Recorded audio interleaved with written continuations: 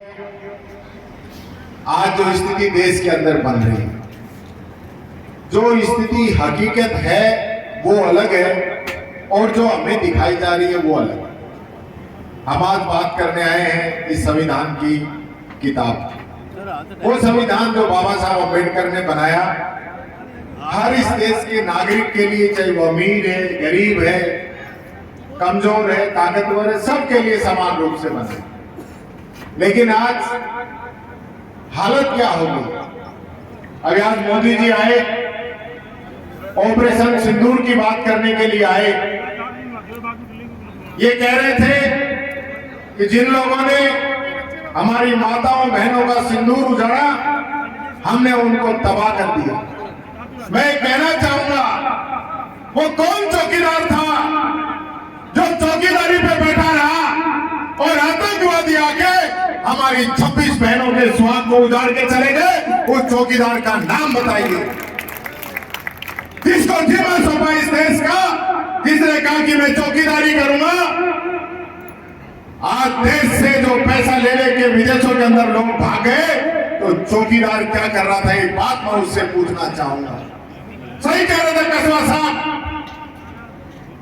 कि मोदी जी कह रहे हैं कि हमने आतंकियों का इलाज कर दिया, और ट्रंप साहब आके कह रहे हैं कि सीज फायर कर दीजिए। काहे की सीज फायर?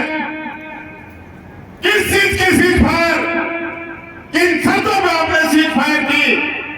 फोटो लग रही है मोदी की सेना की ड्रेस के अंदर कि जैसे वो वहां बॉर्डर पे जाके लड़ाई लड़के आए हो। उसको जो निर्णय लेना था कि सीज फायर होना चाहिए कि नहीं होना चाहिए था, वो निर्णय तो लिया है ट्रंप ने, और फोटो लगा रहे हैं खुद की, जैसे कि आतंकियों को मार के आए। कांग्रेस पार्टी का हमारे नेता राहुल गांधी जी ने घर के सामने सबसे पहले कहा कि हम इन लोगों के साथ हैं, आतंकियों का सफाया कीजिए। लेकिन किया क्या? जयशंकर ने फोन करके बता दिया कि हम आतंकी ठिकानों पे आपके हमला करने जा रहे हैं। ये हालत है। आप विश्वगुरु बनने की बात करते हो। पाकिस्तान जैसा आतंकी देश, आतंकियों को बना देने वाला, जिसके आतंकी हमारे आके हमारी माताओं बहनों के सिंदूर को उजाड़ के चले गए, उस पाकिस्तान के साथ चाइना, टर्की, अजरबैजान जैसे देश आके खड़े हो गए। और हमारी विदेश नीति, हमारी कूटनीति, और 11 साल से जो हवाई जहाज लेने के विदेशों के चक्कर काट रहे हो, मेरे को कहते हुए शर्म आती है कि पूरी दुनिया का एक देश भारत के साथ आके खड़ा नहीं हुआ, जिसने कहा कि पाकिस्तान गलत कर रहा है और हम भारत के साथ हैं। ये तो आपकी विदेश नीति है। फिर क्यों घूमते हो हवाई जहाज लेने की?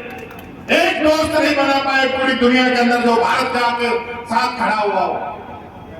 ये लोग, ये संविधान को मानने वाले लोग नहीं है। ये पुरानिया जी बैठे वरिष्ठ सदस्य हैं विधानसभा के अंदर। इनको विधानसभा के नियम 181 के तहत इनको अध्यक्ष बनाया गया। वो शक्ति है, स्पीकर को उन्होंने बना दिया। मैं पूछना चाहता हूं मीडिया के माध्यम से विधानसभा के स्पीकर से कि चैलेंज आपको, मेरे को वो कानून बता दो विधानसभा के अंदर जिसके अंदर आप सभापति को चेंज कर सकते हो। आपकी टांग के नीचे से निकल जाएगा टीकाराम जी। अरे बताओ तो सही, ये कोई तहसीलदार एसडीएम का ट्रांसफर है क्या? यहां से वहां कर दिया। ये लोग संविधान को मानने वाले लोग नहीं है। राहुल गांधी को देश के अंदर मान आने के केस में सबसे अधिक सजा हुई, सबसे अधिक 2 साल की सजा है। राहुल गांधी ने यही कहा था कि जो देश का पैसा लेके भाग रहे हैं, इनका सरनेम मोदी क्यों है? सिर्फ इतना कहा था। ललित मोदी, नीरव मोदी जो पैसे लेके भागे थे। इस बात पे राहुल गांधी जी को पूरी 2 साल की मैक्सिमम सजा की गई और 24 घंटे के अंदर उनकी लोकसभा की सदस्यता खत्म कर दी गई। लेकिन राजस्थान के अंदर कंवरलाल मीणा भारतीय जनता पार्टी का विधायक है, उसने एक अधिकारी के ऊपर पिस्तौल टांग दी 3 साल की 2 सजा और 2 साल की 1 सजा 1 तारीख को हो गई, 1 मई को।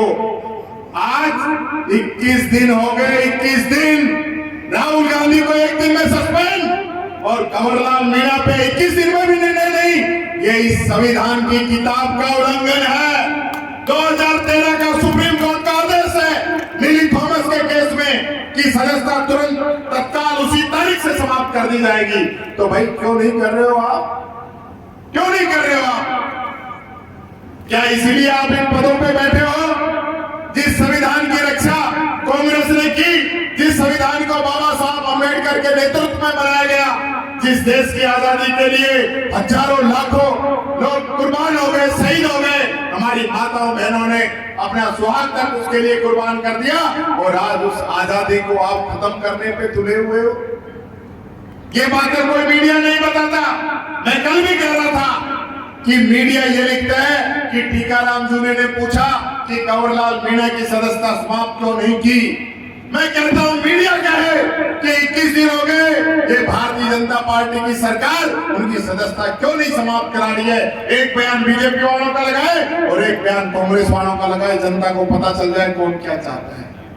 लेकिन वो चीज तो रही नहीं, वो चीज रही नहीं। मोदी जी आज आए हैं, बहुत बड़ी बड़ी बातें करके गए हैं। मोदी जी कुछ समय पहले भी आए थे। मोदी 2 प्रकार का है, एक मोदी चुनाव से पहले का है और एक मोदी चुनाव के बाद का है। एक मोदी चुनाव से पहले कहता है कि मैं किसान की आमदनी दुगनी करूंगा, आधी भी नहीं छोड़ी।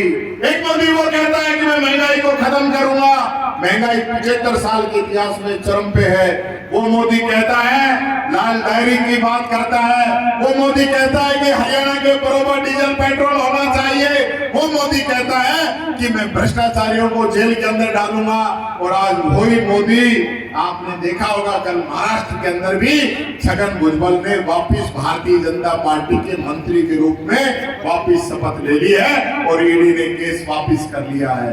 क्या ये संविधान कहता है कि ईडी, इनकम टैक्स और सीबीआई सिर्फ विपक्षी दलों के लिए बनी है? आप बता दीजिए। चलते चुनाव के अंदर गोविंद डोटासरा जी के घर पे ईडी आ जाती है कि आपने भ्रष्टाचार किया है, 1.5 साल तक गायब है, क्योंकि 1 रुपए का कहीं कोई भ्रष्टाचार मिला ही नहीं। अरे आज कहां चलेगी ईडी? वो पकड़े नहीं इनको कि इन्हीं का मंत्री डॉक्टर किरोड़ीलाल मीणा ये आरोप लगा रहा है कि सरकार के अंदर रोजाना करोड़ों रुपए की बजट निकल रही है, उस पे ईडी कार्रवाई क्यों नहीं करती? उस पे कार्रवाई करे, बताए। ये तो इनके मंत्री कह रहे हैं। आज पुलिस कांस्टेबलों को माफिया कुचल के मार देता है, फॉरेस्ट लोगों को माफिया कुचल के मार देता है, और सरकार चुप है। यही मुख्यमंत्री जी जो आज बीकानेर में प्रधानमंत्री जी के साथ गए, ये गए थे गंगानगर हनुमानगढ़ 2 महीने पहले, पानी की हाफ करके आए थे किसानों से।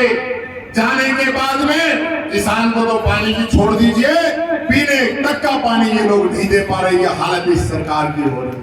अरे जो सरकार बिजली ना दे सके, पानी ना दे सके, किसान को उसके फसल का पूरा मुआवजा ना दे सके, उसका पूरा समर्थन मूल्य ना दे सके, वो सरकार किस काम की है? कमी है। वो सरकार किस काम की है? ये इस सरकार से पूछना चाहता हूं। आज महंगाई ये कंट्रोल नहीं कर सकते, युवाओं को रोजगार ये दे नहीं सकते, बिजली पानी दे नहीं सकते, राज किस चीज का कर रहे हैं? मैं देख रहा हूं मुख्यमंत्री जी कल तहसीलदार को सस्पेंड कर रहे थे, कभी एसडीएम को सस्पेंड कर रहे थे। क्यों भाई? काम ले लो इनसे, काम तो लीजिए। और जिस प्रकार के हालात राजस्थान के अंदर चल रहे हैं, कोई 10-5% ही बचेंगे, बाकी 90% को सस्पेंड करना पड़ेगा। और सबसे पहले तो खुद ही सस्पेंड हो। मेरा चैलेंज है मुख्यमंत्री जी कि आप अपना पूरा काम सही समय पे नहीं कर पा रहे हो। आपको जो काम करना चाहिए राजस्थान की जनता के लिए, वो नहीं कर पा रहे हो। सबसे पहले खुद से शुरुआत कीजिए, जब फिर नीचे अधिकारों पे जाइए। अभी तो आईएएस आईपीएस सस्पेंड होंगे, आपके सीएमओ का अधिकारी सस्पेंड होंगे, तब जाके काम चलेगा। ये जनता को दिखाने के लिए पटवारी, तहसीलदार, एसडीएम इनको करके आप काम चलाना चाहते हो? ये काम चलने वाला नहीं है। ये राजस्थान वीरों की भूमि है। इस भूमि का इतिहास है कि राजस्थान का व्यक्ति हमेशा लड़ा है, हमेशा लड़ा है। वो कभी चुप बैठने वाला नहीं है। ये डबल इंजन की सरकार जो बोलते हैं ना, डबल इंजन की सरकार, ये डबल इंजन का मोरिया तो हम बुला दिया था, राजस्थान में मोरिया बुल जाएगा। यही बात कहता हूँ, आप सबको धन्यवाद देता हूँ, बहुत बहुत धन्यवाद। राम राम।